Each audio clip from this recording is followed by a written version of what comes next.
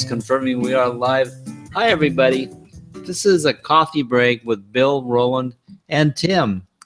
And we're just hanging out today. We normally have a Saturday morning Marketing Smarties episode.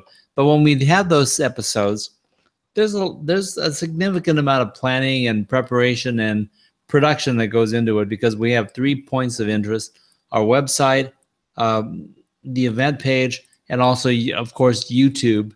And we have to develop presences that interlock with all three of those, plus some other things. So I decided I did not want to do that today, just have a coffee break. So here we are. So you guys take over for a while and you have the helm. This is Bill Graham and Tim Longwell. Welcome, everybody. And everyone who happens to be watching right now, thank you for showing up. And we're having a coffee break. How you doing? So, whoops. Hi, Bill. We're not hearing your voice, so. You're not hearing the words that are coming out of my mouth? Reminiscent of one of my favorite movies. Yeah, we're doing lip reading lessons this morning. But for those who didn't get it right off, I was just welcoming Mark Barris, who checked in, and Barbara DeLucio, who checked in and are joining us this morning. From somewhere on the Ethernet, we have comments spread all over the place, but wherever you are, enter them, and we'll do our best to acknowledge you today. We may not bring them up on screen, but we certainly like to have a conversation with you. Good deal. And you know, Barbara DeLucio is my neighbor. She lives a couple miles from me. And that's a very unusual situation when you have a global presentation and a global event where people are coming, like Bill is in Belize. And Tim is, where are you again, Tim? Yep, flip your mic on. Oh, yeah, it helps to unmute, doesn't it? A little bit. There's more lip reading training.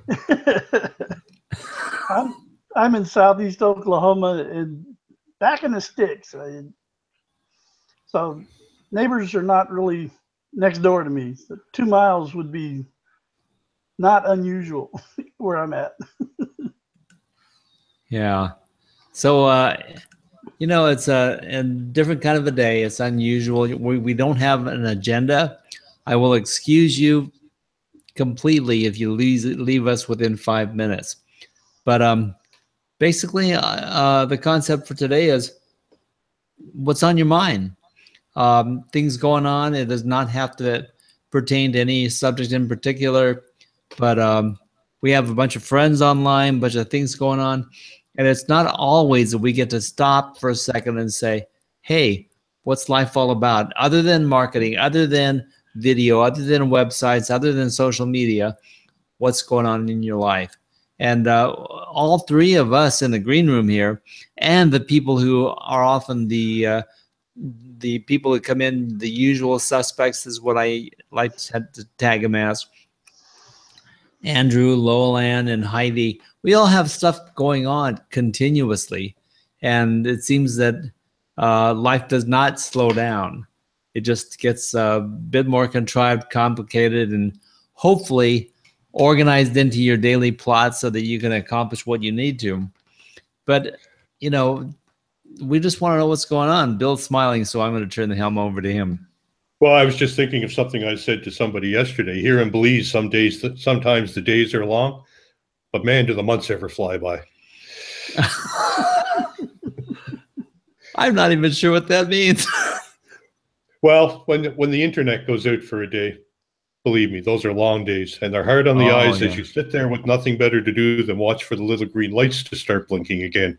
But when you get to July 1st, you think, it was just June 1st yesterday or a couple of days ago, and that's when I say that, yeah, sometimes the days are long, but man, the months fly by. Interesting. Mark Barris made a comment out in the comment stream, and it was like, wow. Let me read that, what he said. This is in the event page in Google+. And yeah, the year's half over. Amazing. And I agree to you, Mark, because I was just thinking the other day that there are several times I've been quoting Ted Rubin. And I even had an episode where he was like one of the main focus, and I got confused and called him Tim a half dozen times. But Ted Rubin basically said in December of the year, he goes, the biggest internet marketing trend for 2017 was going to be live streaming. And I thought to myself, yes, confirmation. We've been doing this for a couple of years now, and some people have been doing it for 4 or 5, even more. And then before that, there were like radio broadcasters that were doing some form of like live streaming, even before live streaming became a term. And so it's not necessarily a new concept, but here we are doing this. And then Ted Rubin in 2016 December said the biggest marketing trend for 2017, going into 2017, was live streaming. I thought, crap, some of the bigwigs are finally speaking the language that I've been trying to sell people on for a couple of years now. And it was a good feeling that I was not alone in my concept, So, and I haven't been ever alone. There are a lot of people that have been dealing with the same concept and understand these principles. And yes, Bill, I think that we should invite people into the green room, but I will tell you in advance, people in the audience, please ask if you want to be in the green room, but we are not obligated to say yes or invite you. And because I've been on the internet long enough that most everybody I get along with. I mean, there's very few people that I would say blacklist or ban or something. There are a couple, but I mean, we reserve the right to pass judgment, and there's got to be some form of judgment, whatever, everything that you do, and things have to withstand a scrutiny that maintains a certain integrity. So I won't be mentioning names, but there are a couple people I would not invite, even if they begged me or even if they paid me. No, the answer would be no. But I mean, Barbara DeLuccio, Mark Barris, if you want to come in, just say so, and we will invite you into the green room. And I think I trust your judgment, Bill. If you want to give out the green room link, you're welcome to. And that way, it isn't pending whether I get my attention, dedicated to the yes or no. But well, it's anyway, a great way to meet some of the people that come every week too, and yeah, I'd love to. And some of them, it's an opportunity for them to come into a hangout as a participant and kind of get on the other side of the camera and see how it works and how it looks and talk directly to us. So yeah, as Roland says, put your desire to join, and we'll discreetly bring some people in. Yeah, and there are a lot of ways we could do that. We could post the green room link, which is one of the first things I ever did with a hangout before I started the Smarties. And I got some people in the green room I didn't know and were kind of sketchy and dark. And, I decided, well, this is not a good strategy. This is not a good tactic for hangouts. Well, and that's the thing you have to be aware of. I mean, the people that are commenting in the comment stream and our regular viewers are the people we see and we welcome. But there's always the chance that there could be somebody out there with a blue head that's just lurking, or maybe not signed in at all with a proper account, and you never know. I think those are the people that Roland is referring to, not to our regular audience members. I find it amusing when I'll go to every so often someone will still broadcast, and they do everything off the old event pages, even though you kind of get the impression Google discourages it now. They'd rather you use YouTube. As far as they're concerned, ideally they want you to use the YouTube environment. But I find it interesting that on occasion I show up and they're on one of these old event style pages. And even back when it started, they'll make a mistake and or not even know that they need to turn it off as an option or whatever. And there'll be this bright green join button right there by the description at the top of the page. Yeah. And I haven't seen any disasters yet, but it's a case of, that someday it could happen, but you don't want to say anything in the middle of their broadcast to them, even in the chat, because then you could just be dooming them to whatever might happen to occur. Yeah, you claim some responsibility for your actions there. Yeah, I have think been clicking and join it too, just cause. Yeah, I think part of it is I think if I really believe if people want to be a part of the green room, they've got to have the guts to ask me. I mean, and it's about building relationships.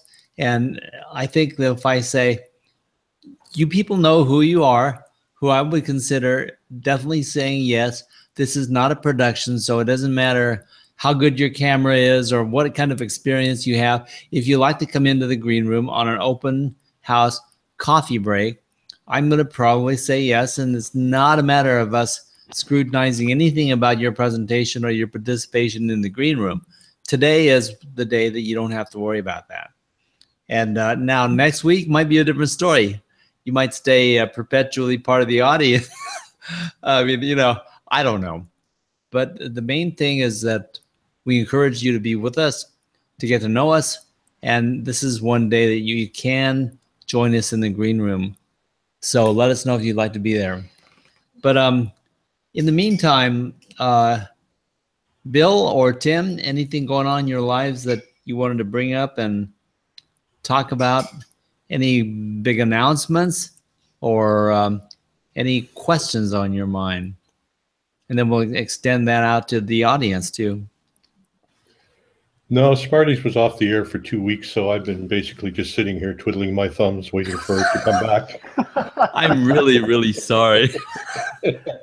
Barbara said sure she came to join us in here. Well, and I have the same problem with Barbara that we've had in the past, is that I don't see any way that I can plus mention her or get to her. So Yeah, I I'll could send her a her direct link. Okay, that'd be good. Well, I had a couple of good things happen this week. I'm a contributor to an expat forum, because that's primarily what I do through my Bill Does Belize outreach, is I provide information on Belize to help people make a decision on coming here. And about 4 or 5 months ago, expat.com, which is a forum I belong to, contacted me and asked me to be the expat advisor, which I agreed to, and they made me their expat advisor, and they've added another lady since then, so there's actually 2 of us now. But just yesterday, I received a very nice polo shirt from them. Really? As a thank you, yeah. So I don't have it right here in reach, but yeah, it was that was kind of a nice show of gratitude. Good morning, Barbara. Hi, Barbara. Thank you You're for coming muted. in with. You're muted, Thank you Barbara. for coming in with your microphone muted, but you can unmute now and say hi. Okay. Hi. Hello, everyone. How you doing? Good morning. Pretty good. How are you guys? Fine. So Bill was explaining something about his expat experience. So do you want to finish up on that? Well, that was basically it. I was just kind of appreciative when I got to the post office yesterday and found an expat.com polo shirt waiting for me. It was a good color. And it's actually kind of timely because the form is, well, admittedly, it's not very easy. It's not very intuitive to navigate. So I put a post up last week where I started doing some tips to help the members do different things to keep the forum on topic and make their comments relevant. A couple questions popped into my mind. When you got a polo shirt sent to you, it came in a box, right? It came actually in like a Purolator bag kind of thing. Oh yeah. Okay, yeah. So it's kind of a floppy bag, right? Yeah. And so what's something like that? I mean, it couldn't have been more than a pound or so. Well, what's something like that cost to mail to you? I don't know what it would cost from, I mean, it came from France because that's where the website, so I Oh, don't know man. what they would have paid. But typically here, and it didn't happen to me yesterday, and it might be dependent on the packaging because I received a much smaller envelope from a gentleman I spent a day with, basically he wanted to pick my brain. So I spent a day with him going around showing him San Ignacio and that kind of thing. And he sent me a picture of us having dinner somewhere. And typically parcels, when they come into Belize, have to be opened at the post office. And then secondly, they assess the value of the product that you're receiving. And the value of it includes the postage to send it to you. And then at that point, they charge you duty to actually receive it and accept it. Kind of like So, a yeah, customs so when I saw excise this tax. T-shirt, I was wondering, like that's a pretty expensive, it's a polo shirt, so they're pretty expensive in Belize. Not a lot of people wear them to begin with. And I was thinking, wow, this free T-shirt's probably going to cost me about $25 or $30. But it just so happened they didn't make me open the package yesterday or to pay a duty. So I was very happy to get my polo shirt for That the was actual my free second price question. of free. That was my second question: is whether they made you open it up to inspect the internal contents. Because if somebody sent you a check or somebody sent you money or something like that, what do? I mean, you're going to Well, Well, they open it wouldn't up. know that. Yeah, letters and Christmas cards and general mail is not opened, but parcels are. I see. So yeah. My Well, I sister's know never about that. long. Go ahead. Oh, I'm sorry. My sister has lived there for a long time, and she doesn't want us to send her anything because it ends up costing. So when she comes here once a year, she just buys tons of stuff out of the package and rumples it up so it doesn't look new, so she can take it back, and it doesn't get charged a duty. Yeah. Well, and as residents, they tend to scrutinize us a bit more because they know, for example, if I go back to Canada, that's when I'm most likely to buy my new laptop or to buy things that I can't get here. So as a resident here, although we don't have status, we're still been living here for almost 3 years. We would get scrutinized more so than the person who's coming in for a 10-day stay at a resort. So they're getting used to Bill. They like, I got my. Yeah. Well, and so inevitably when people are coming here and we've agreed to meet, they always say to me, and we call these people mules because they're always happy to bring us our favorite chocolates or something small that they can stuff in a suitcase and that we can't normally get here and miss. So it's My mother's a mule. right. Been a Well, my mule for father was a long mule time. too, but that's a whole other conversation and definition. So are we admitting to a smuggling ring here? Of normal stuff. That's funny. Well, smuggling, I guess, is directly relational to the product and the location it's going, isn't it? I think that's called semantics. Exactly. So, I don't know. Well, to me, there's a big difference in asking somebody to bring me 24 Ferrero Rochers or a half a pound of marijuana.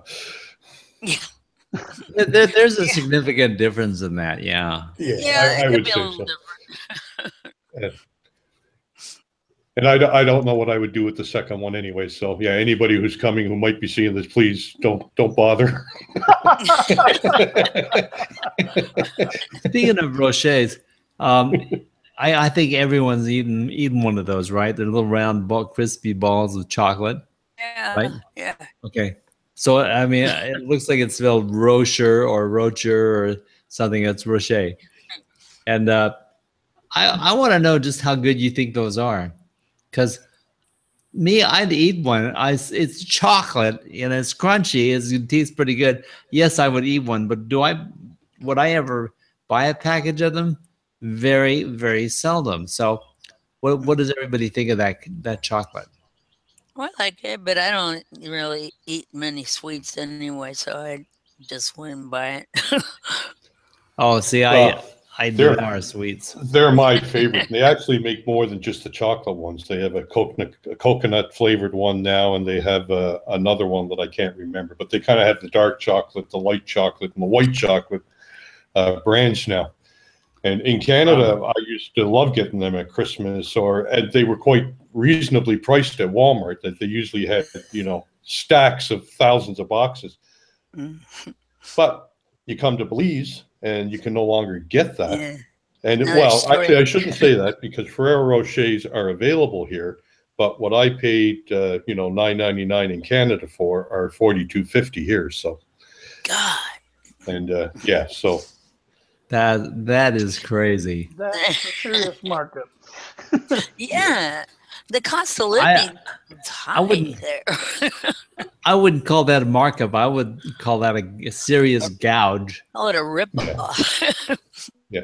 And that's the case with anything that's imported here. The price of it is very expensive. So that's why when you come here, you learn to live like the locals or pay through the nose to bring your culture with you. Well, also, if you have get a check or something, I mean, people, if you want to send her money and she deposited it, they hold it for 40 days. And, that's a rip-off Really? right there. Yeah. You can't Well, even and I use don't it for even 40 have that days. option because being Canadian, our bank accounts are Canadian. I mean, I could have maybe a U.S. check sent to somebody in Canada to deposit it into my Canadian account, but I can't even deal with Canadian funds in Belize. Really? Oh. Yeah.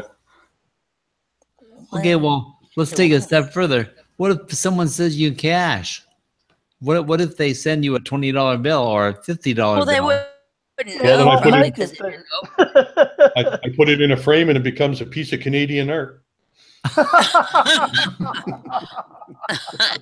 it's on I display. mean, I guess if I wanted to do the legwork, I might find someone somewhere that would allow me to spend it, but it'd be very difficult. I mean, Really? Belize money and U.S. money are used interchangeably here, Yeah. but other currencies are more difficult. Not impossible, but I don't know. unless you're sending me at least $100, it's probably not worth my effort to cash it.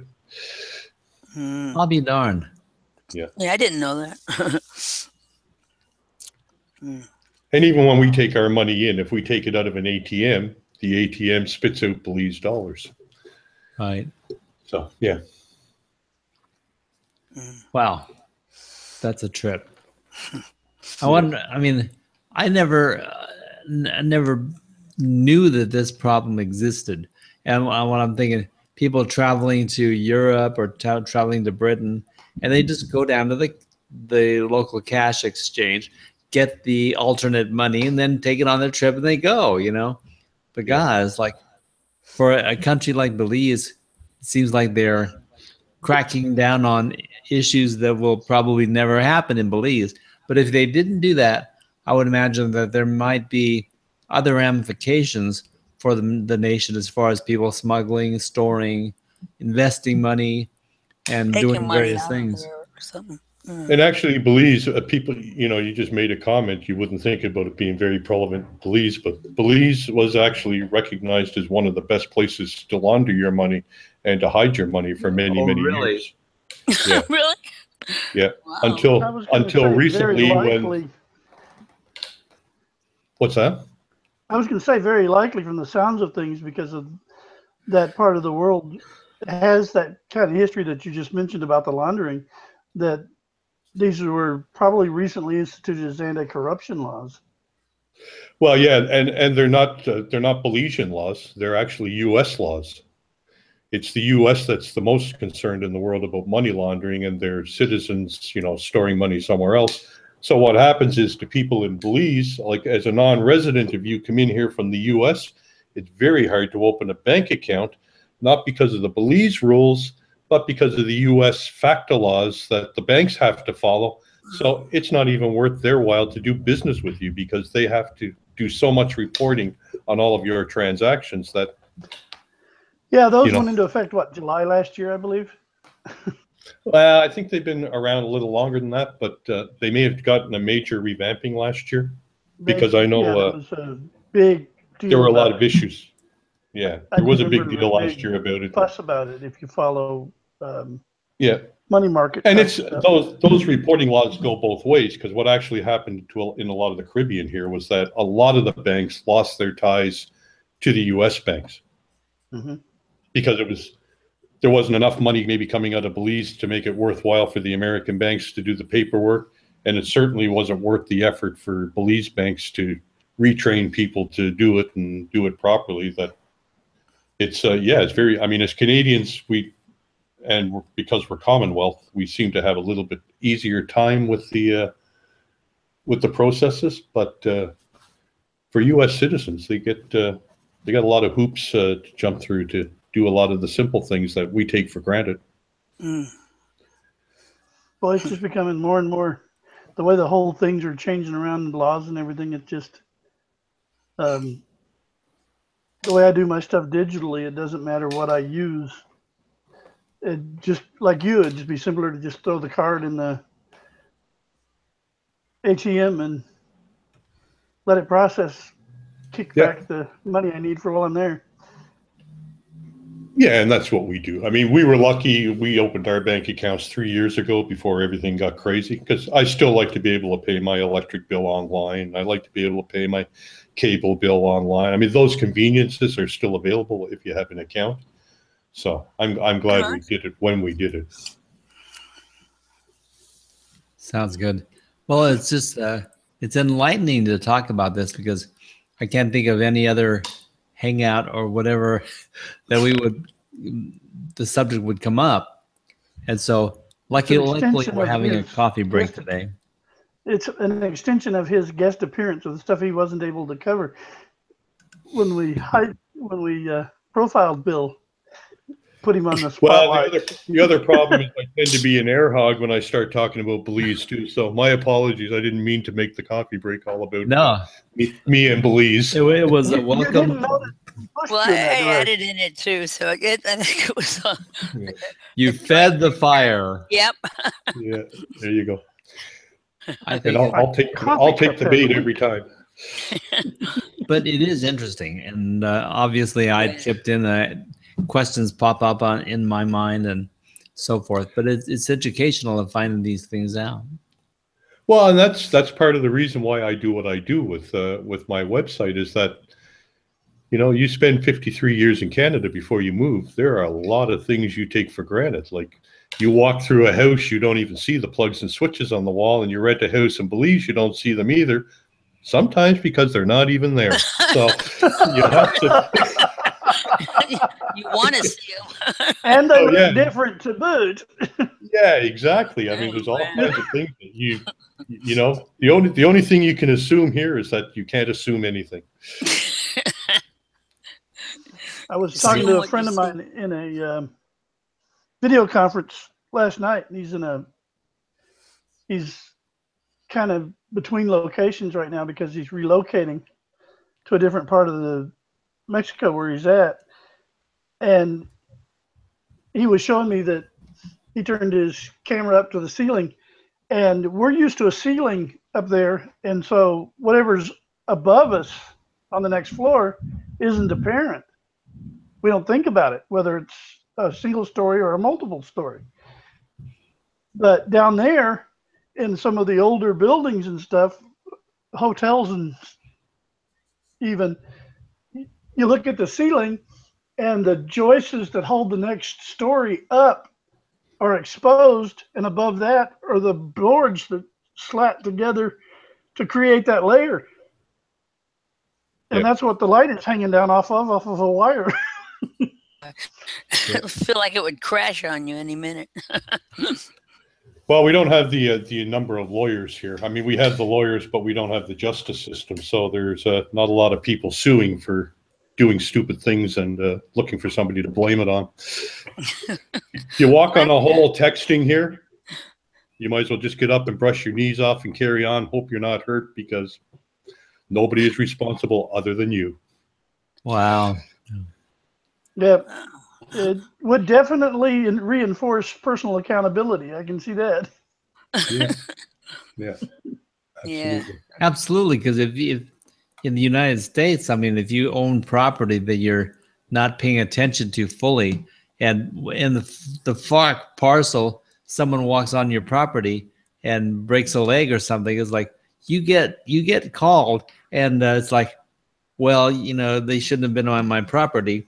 It was private property. Well, you didn't have your signs posted well enough Yep. for them to know that it was private property. Well, Yeah, but even if it's posted, there's nothing says you can't climb the fence, and so all this back and forth, and so it ends up being your fault in the first place because of something.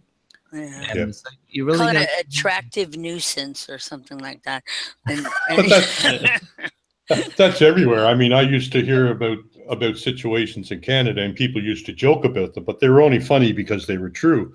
And that's, where somebody would break into your house, steal your flat screen TV, and then when they walked out, slip on a patch of ice on your walkway, and then sue you for their broken back, because oh my god, you would didn't that do your really due be diligence a and melt the legitimate ice. case? yeah, and then That's can they legitimately bring the lawsuit? Yes. Does the judge have to recognize it as valid? No. I mean, you can sue him for stealing your TV. sure, but no, because that's criminal subtract charges, and you can't cross. In most instances, you can't cross criminal and civil charges. That's right. Yeah.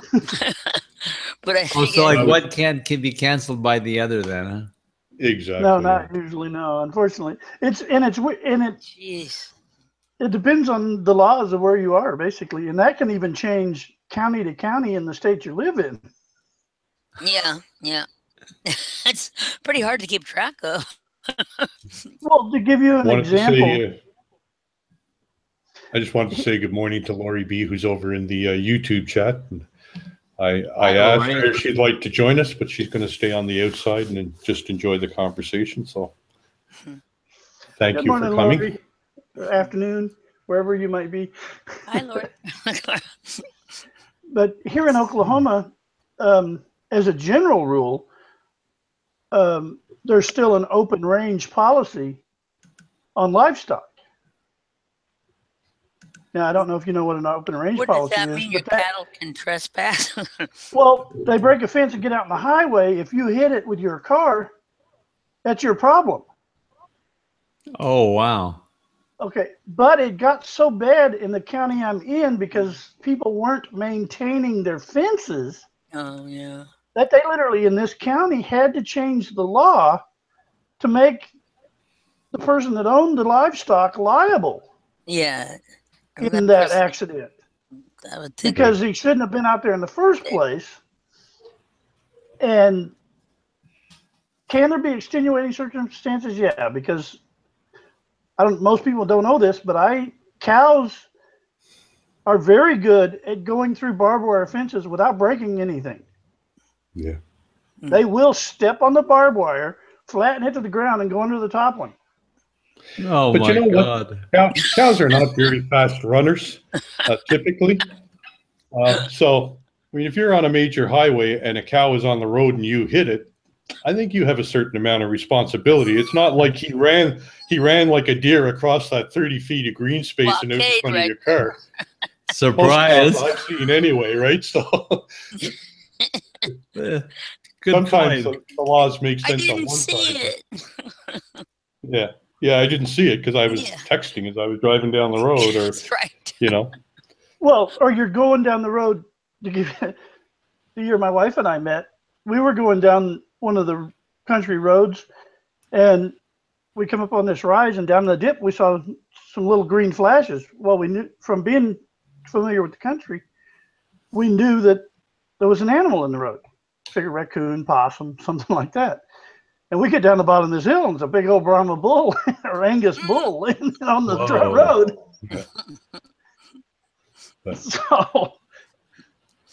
So I wanted to interject while we're doing this.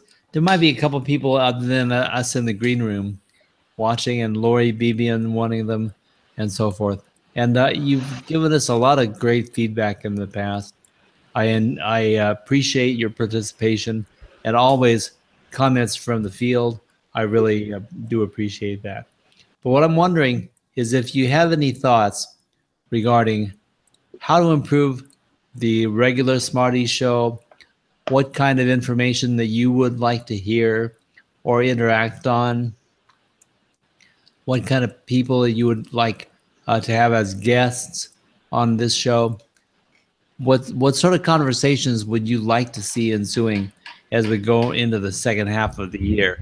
So any comments like that, we welcome them, and we'll be watching you, Lori, in case you say something worth recording, because indeed, because it's YouTube, those comments in the comment section disappear after the event, and we lose them. So we'll try to pay attention and catch anything, but I would also appreciate it if you perhaps follow up if you have a good subject or a good suggestion, that you contact any of us or me directly and remind us, because this is a casual enough event today that we're not going to catch everything.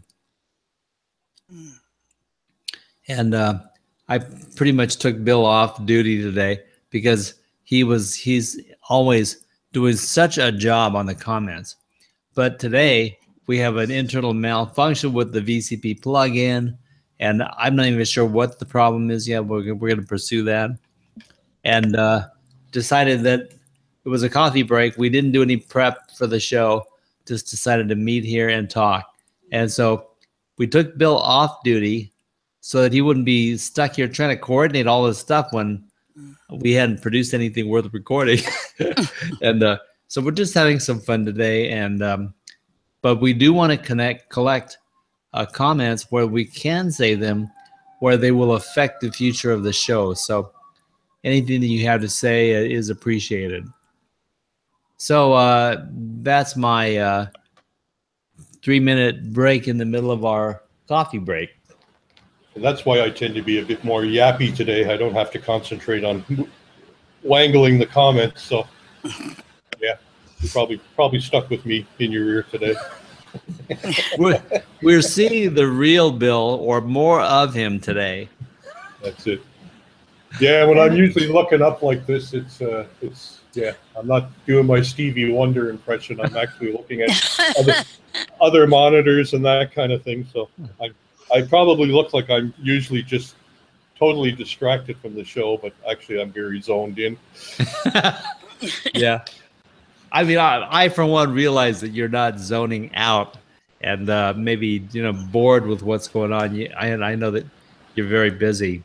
And I've always said, to call you the comment tracker is just such a Wrangler is a better term. that's not even sufficient, because when I think of Bill, I didn't want just anybody to be the comment person for this show. And the reason is that I've had to do it myself for a lot of people. And I know from my point of view how much work it is, not just to perform the duty of comment tracking, especially you have to jump through a few hoops to do it the way that we've devised. But it's not as easy as the original internal comment tracking system of Hangouts. But it does some things that the old system from the Hangout extension does not do. So I'm happy to do it the new way. But I realize that when we give that duty to somebody, it's got to be someone with a certain responsibility in the concept and in the concept of what we are trying to produce as a show and the subject matter, and also paying attention to the human element of, like, he wants to make sure that the people commenting are heard and that they're recognized. And that's something that takes an effort. So when you say a comment manager or a comment person, you better have the right person to put in that position to cover your show. Well, they're really a technical assistant if you think about it, because they're handling so much more than just the comments even. But Tim, take it a step further, okay? When you consider, I think that's why co-host was a real good title for him. Because he does. He handles quite a bit of the show for you. I had to do that, and although he is like the comment man, the connection there, so I can stay zoned into whatever it is that I'm mindful of for the day. But he contributes so much because he collates what's coming in, brings in what's important, and then has his opinion, which I trust, to contribute to the essence of what he's delivering, not just a random so-and-so said this. It's like he selected that comment because it's pertinent to the conversation and it's relevant and important as a contribution. That's why he brings in a different essence to the comment tracking concept. And it's just so limiting to call him a comment tracker. And as I expanded out more and more, I stepped up to comment manager. Was this? Well, that's not enough, because he's always here. We always talk about the show ahead of time, and we are producing this show together. So inevitably, co-host was the only thing to really call him. His duty's a little bit different, and I have the pleasure of saying that I started this show, but I'm certainly not doing it by myself. Not from the earliest of days did I ever do this show by myself. It was always a combination of my co-hosts or my people in the green room, the regular guests, or the regular green room constituents, and it was always a combination of things. But if I want to turn myself loose managing the concept of what's going on, I have to have a Bill. And I've encouraged him to write a program to teach other people how to do what he does, because I'm not even sure I could teach a class. You're on how to do what embarrassing he him. does. He's turning redder and redder here. You can even see it on the thumbnail. Oh, it's just the Well, sun, just the Thank you sunburn for that the he's kind getting. words, but I always just assumed I was the only one that applied for the job. Well, you were, but that's beside the point. No, And willing to work for the Still region. could have told you no, is what he's saying. the position was open for a while. I put out a few feelers, and a few people responded, and we talked, but nothing that drove me to any kind of a decision. But as soon as Bill offered, I said yes. I mean, that was a no-brainer for me, and I was really happy that he did. I didn't know how available he was, but as soon as he was, it was no-brainer for me. It was like, yes, let's do this thing. And I think it was almost 2.5 years ago, Bill, that I said to you, we're gonna have a show together someday. And I made that prediction way before we were hanging out in Hangouts. But Yeah, I remember that. I don't think we ever thought it would be this. We didn't know what it would be, but yeah, we didn't know exactly the combination of what a Roland and Bill show or a Bill and Roland show would be. But it just I would have thought more comedy, but you never but know. then I'm really the only one who thinks I'm I'm the funny. straight So, man. That's what I'm trying to figure out. Say that again? yeah, I said, so which one of you is the straight man is what I can't figure out. I'm the Ed McMahon. Well, let's keep people guessing, and whatever they decide is fine with me.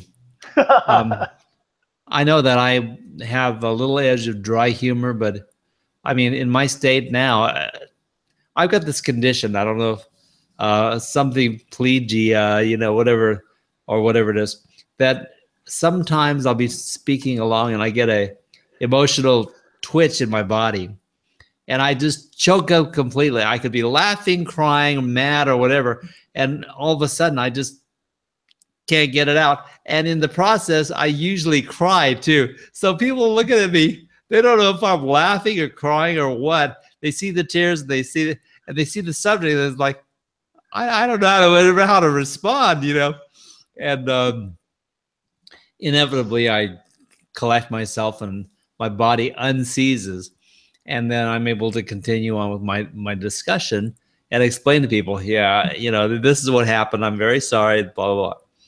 But as a result of this, I can't freaking tell a joke. I cannot tell a joke because if it's funny to me, so that I want to tell it, I choke up on the punchline, and I never get that far. One of the funniest things, and I'll be just mildly racial in this, but this is a joke that I heard when I was like 7 years old and remembered it since I was 7 or 8, about that young, right? And You know, this is kind of an interesting subject to cross. Would the Hispanic people out there tell me if this ends up being offensive or not? I really want to know, because it's definitely not intended to be offensive in any way, shape, or form. But this is a joke that I heard when I was a kid. I thought it was hilarious then. I think it's funny now. But the situation when I told this joke was to my wife on the second day that I was in the hospital after my stroke. Okay, so that's just the little bit of the scenario there. Hang on one second. Let me get rid of these prompts. So I'm in the hospital, and I haven't had what they call a swallow test yet. There are a lot of things that I hadn't had. So they didn't know whether I could eat food properly or not. And there are a lot of things, right? But I'm sitting there waiting for the swallow test. And one of the things we had was TV and a connection to the public, you know, free TV. And I don't have any kind of thing like that nowadays. But anyway, with this connection, they had the TMC channel or Turner old time classics, you know. And one of the movies that came on was Ben-Hur. And I was like, oh wow, this is the old classic, you know. I thought I definitely want to watch this. And Barbara came and visited me at the hospital. So we thought, okay, let's watch this movie. And then this joke came at me from my past when I was just a little kid. And so I turned to Barbara and said, I've got a joke. And so she looks at me, it's like, okay. And she's already smiling, you know.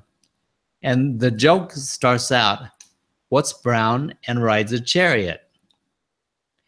And now the next thing that comes out of my mouth should be the punchline, but I choked on the punchline and I could not deliver the final, you know, the line. And for 15 minutes, I was trying to catch my breath and collect myself. And in between 3 minutes, 5 minutes, 7, every time I tried to say it, I would choke again and I couldn't deliver it. So my days as a comedian are over. So when we talk about possibly having a show with comedy, I'm going to be hard pressed to deliver quality content in that respect. But I survive most laughing and stuff. I can get by that. But if something was really funny to me, I have a problem. So anyway, back to the people of Hispanic descent out there, and your comments are welcome, and I will definitely beg your pardon in advance, because this is a joke that I heard when I was 7 or 8 maybe. And the concept is, what's brown and rides a chariot? And remember, we were about to watch that movie that I described, right? And so, of course, Barbara's answer is, I don't know. And the answer to the joke is Ben Hernandez. Now, is that funny or not? Or, you know, maybe people don't feel it as funny. But for me, it struck a nerve, and I thought it was hilarious. But at the time, with a stroke and in the hospital, I could not deliver that punchline. Now, anyone, whether you're Hispanic or not, you can tell me whether it was in good taste, bad taste, or wrong of me, or okay to tell a joke like that, because people do this all the time. I mean, you know, I heard this when I was a little kid, but today racial jokes are far more edgy than that. But I mean, it'd be interesting to know what people feel. Well, Lori B says yes, and I'm not sure if she's going, yes, great joke, or yes, that's probably offensive. Yeah, so. Well, yeah, or yes, it's funny. I actually found it more amusing you describing your reaction. Well, that was the real. How it still affects you as a joke more than the joke itself. But it's one of those. Have we taken political correctness too far? And sure, it's a loaded question. Yeah. So there's no real answer. Just like whether or not is that joke racial? Again, it's a loaded question. Because do you define racial because of assuming that the name is of a certain race? Do you assume it's racial because it was mentioned a specific color? You know, there's just too many. There's too much sensitivity. Yeah, but the answer to that is yes. That they both address that. But I mean, from my point of view, I'm a person that tells Asian jokes offhand. I don't, I mean, I make fun of the fact that I am Japanese, and to me, it's not because it's actually a funny thing, but the culture of the Japanese do have some very interesting and funny essences. I mean that can't be denied. So, well, some of the funniest Polak jokes that I've heard are from Polish relatives because I'm Polish, I'm Irish, and I'm Native American, and you get it from us. And the funny part about it, material there. Yeah, and the funny part about it is a lot of the Polak jokes, if you will, people take offense to today. They say they're racial, they're slurring, they're hate jokes and everything like that. But they're not. They're human foibles. Because at one time or another, every one of us have had something liquid in our hand, and we've had a fly on that arm or a bug or a funny feeling on that arm, or had to look at the time and not think about it and pour your drink on the floor or in your lap. No. Or that sounds. Yeah. Okay, Bill. Tell me another one. Or like this silly coffee cup for years, and this morning it worked fine. But for some reason on the show today, every time I've tried to drink a drink of this coffee cup, and I've checked the lid, I've taken it off and banged on it, put a rag around it and everything. Every time I tip it up to take a drink of it, it wants to work like a dribble glass. But it was fine before the show. And those type of things happen no matter who you are or where you are in the world. The universe is sending you a message, Tim. Yeah, I shouldn't be here today. I was wondering if it was actually a cup, because that kind of looks like a beer cozy around it. No kidding. Like a mini kegger. Yeah, really. It's a mug. Oh. So I can open it and show you. There is coffee in it. No problem. No problem. We trust you.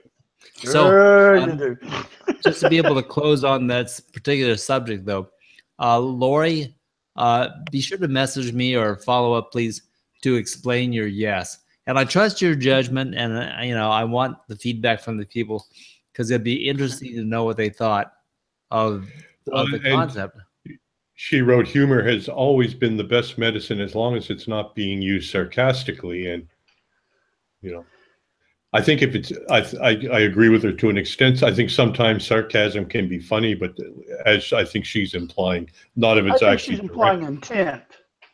Intent exactly. Behind it. Mean intent or anything. I think that it goes beyond the intent too, because intent is not easy to decipher when you hear something. When you watch something, and go ahead. And there's other things that make things funny. Sometimes it's stereotypes, but stereotypes are often, it's the old thing. It's only funny because it's true. And one that comes to mind to me for living in Canada was, they used to always say, why do Italians wear gold chains? And the response was, so they'd know where to stop shaving. Because in general, the Italian men are very hairy. So it wasn't meant as a slant against Italians or anything like that. It was only funny because it was true in a lot of cases. That is funny. Yeah, it is. Well, another example is Don Rickles. Oh my God. Always over the line. Daily, minutely over the line.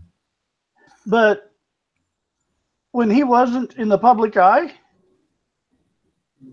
you read about him now in different biographies or articles that you find talking about the person as a person. And he was actually almost introverted in the way he was around other people. He wasn't an introvert. He didn't have problems interacting with other people and everything, but you could easily mistake him for an introvert if he was out of the public eye and you didn't know who he was. Yeah. And it's a persona. I mean, they said the same thing about Robin Williams. You know, he's one of the funniest guys. I remember listening to Robin Williams when I was in high school, and I thought he was still funny up until the day he died. And yet, you know, he was very introverted and not very happy, apparently. Yeah. So that was a great loss to the world. But anyway, been an interesting coffee break, quite different from other ones that we've had. Yeah. Thank you for the contributions that everyone's made, and it's been a lot of fun. I guess we're about to wrap it up. It's at the top of the hour, and we started about 2 or 3 minutes after, and we're probably approaching the 60-minute limit. So I'll probably turn it back over to everyone and say, was there anything that you wanted to add to the airwaves that is significant that we should be considering and thinking about? Remember, this is coming up on the 4th of July holiday and weekend. Drive safely. Don't be silly about your fireworks use, because the bar of stupidity with some things that we do, we always find new ways to lower. Don't drink and drive. Enjoy your barbecues. Appreciate your families. You know, that's an interesting point. It's like I always, think of 4th of July as a big fireworks thing, and I've been to plenty of fireworks shows. But the thing is, now in my present state, I don't really go to too many fireworks shows. You know, see them online and stuff. But in this area, we have everybody is lighting fireworks, even last night. And a string of firecrackers or something went off last night, and I had the impulse to duck. I mean, I could have sworn, is that a gun or is it a string of firecrackers? Yeah. And I'm sure they're illegal too. They're illegal in most cities now. I mean, here in our area. Yeah. For sure, where I live. That's no way. They're illegal here too, but you go to the police station to buy them. So I don't know. That sounds like another Smarties show right there. Well, it's illegal to use them in a lot of places. But what I find amazing is, like when I lived in Ohio, it had some of the strictest no use laws you could want for fireworks, literally even out in the sticks. But they had multiple fireworks factories that you could go to and buy fireworks 2 weeks over a 2-week span before and after the 4th of July. Before and after, right? Yeah. And I would just say, and these weren't warehouses; these were factories. I would just reiterate what Tim said in closing. It's a holiday weekend. Have a great time. Enjoy yourselves, but make wise decisions. And guys, remember, most accidents happen with the line or start with the line. Here, hold my beer and watch this. Pretty much. Watch this. That's funny. Also, if you have dogs, be really concerned about them being afraid, because a lot of them freak out at the noise from fireworks and run away. Absolutely. And it's horrible. So unfair. It's so unfair to the animals around the area. Yeah. I try to stand my dog in. I mean, they're not up here, but we can hear them from Rancho Santa Margarita, and these shows, not the big displays they have, not people's individual things, but it scares them. Well, we had a puppy that lived mainly in the backyard, and it was like a mini mini collie or a border collie, and looked like a Sheltie. Oh, like a And Sheltie, every yeah. 4th of July, as we approached 4th of Mm. July, she would start tearing up the back screen because every time something went off, she would come into the back door. If several went off, she would start scratching at the screen in the back door. So once a year after 4th of July, we had to repair the screen on our back door. Mm. But Yeah. the screen was one thing, but the poor dog, Yeah. They're so frightened. And And today then is some. actually Canada Day. Canada's Yeah. birthday is celebrated on the 1st. Canada Day. And on Right. top of all of that, it's the 100th anniversary of Confederation. So it's their 150th birthday. So I would imagine that they are going to have one whopping fireworks display. Wow. Yep. So, it's a celebration, but we want everybody to be safe.